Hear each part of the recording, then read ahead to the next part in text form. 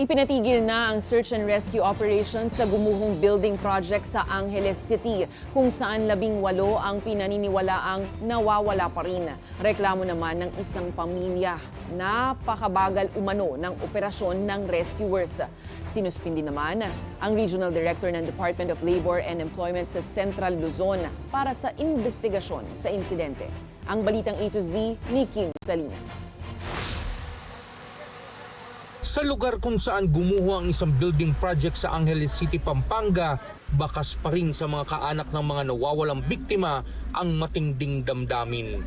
Ginagawa ng iba doon, paupo-upo lang, palakad-lakad lang, maghapon lang kami na nakaupo doon, naghihintay ng update. Yun ang naman ginagawa nila, akala mo mga busy, wala namang ginagawa. Himutok ng anak na ito, 2 araw na matapos ang pagguho, wala pa ring balita sa kanilang padre di pamilya na trabahador sa construction site. Kasi oras ang kalaban nila doon, nakikita namin yung iba nakahiga, natutulog lang. Malam yung doon, yung tatay ko doon, wala nang tubig, walang kasi ang bagal-bagal nila magkikilos, puro sila salita, puro sila dada. Sabi, tutulong daw, anong tulong? Wala nga kami natatanggap na tulong. Kwento ni Stephanie, hindi dapat magtatrabaho rito ang kanyang ama na si Mang Manny, 64 years old, kung hindi lang pinilit ng foreman na hanggang ngayon ay hindi pa nagpapakita sa kanila. Ikaw, foreman, paiyak-iyak ka pa na hindi sasama yung tatay ko.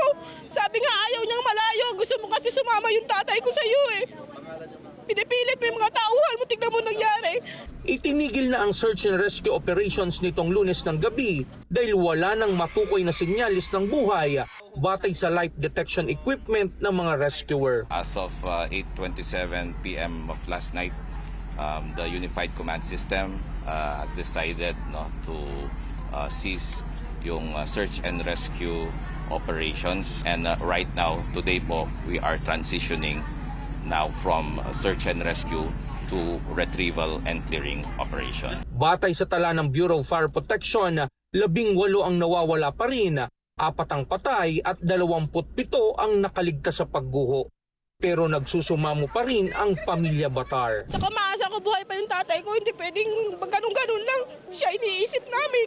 Umutang pa kami ng pamasahe dito para alam namin yung balita pero walang update. Ano ba ginagawa nyo dyan? Inanunsyo naman ang bagong talagang kalihim ng Department of Labor and Employment na si dating Senador Francis Tolentino na sinuspindi niya ang DOLE Director for Central Luzon na si Geraldine Panlilio.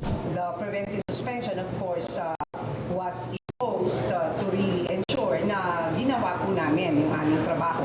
So, of course, our new secretary has the right naman po to really look into the matter and we are prepared to face this po. Ayon kay Panlilio, handa siyang sagutin ito sa tamang forum. Nagpaabot naman ng pakikiramay ang lokal na pamahalaan sa mga pamilya ng mga biktima at siniguro sa kanila na pangangasiwaan ng mga otoridad ang pagkuha sa mga labi ng may dignidad. Para sa Balitang A to Z, Kim Salinas.